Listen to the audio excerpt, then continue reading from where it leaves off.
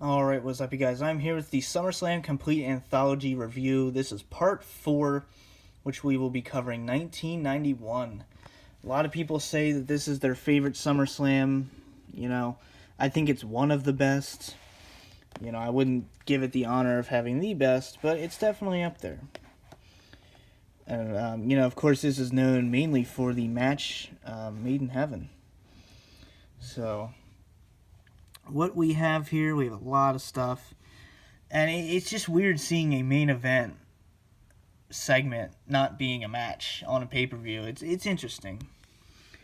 So we had the opening 6-man tag match: Ricky the Dragon Steamboat, British Bulldog, and Texas Tornado versus Power and Glory and the Warlord. Sean Mooney interviewing Mr. Perfect. We had Bret Hart versus Mr. Perfect. Great Intercontinental Championship match. I know Bret Hart's always said that Kurt Hennig is one of his favorite opponents. We have Mean Gene interviewing the Bushwhackers, which leads into the Natural Disasters versus the Bushwhackers. We have some locker room segments. We have interview with Ted DiBiase. And then we have Virgil versus Ted DiBiase, $1 million title match. Not something you see very often. We had a jailhouse match with Big Boss Man versus the Mountie.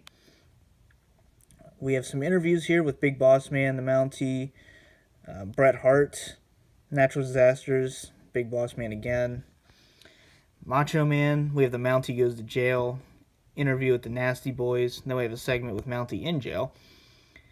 An interview with the Legion of Doom. We have another segment with Mountie in jail. Good stuff. Interview with Sergeant Slaughter and then Sid Justice. And then we have for the World Tag Team Championship, the Nasty Boys versus the Legion of Doom. And then, again, Mountie in jail. And then we have Irvin R. Schweister versus Greg the Hammer Valentine. It's just interesting to know that, obviously, that's Bray Wyatt's father and Bo Dallas's father. It's just interesting. And then we have Mean Gene interviewing Hulk Hogan and Ultimate Warrior. Then we have the match made in hell: Hulk Hogan and the Ultimate Warrior versus Sergeant Slaughter, Colonel Mustafa, and General Adnan. And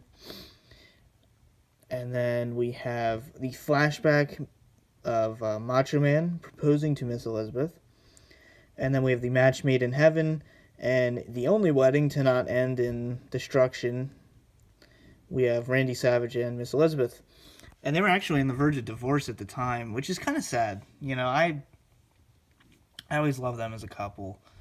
So it's kind of sad that, they weren't really at the best of times when they had their TV wedding or pay-per-view wedding.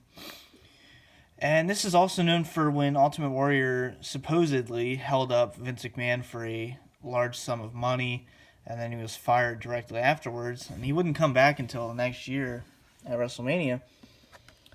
So, it's a pretty famous event for, more reasons than one.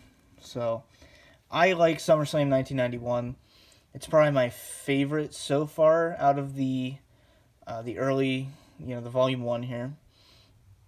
But next up we'll do 1992, which is my personal favorite SummerSlam of all time. So, I hope you guys enjoyed. Let me know what you think of this event. And for now, this has been the DVD Freak. Peace out.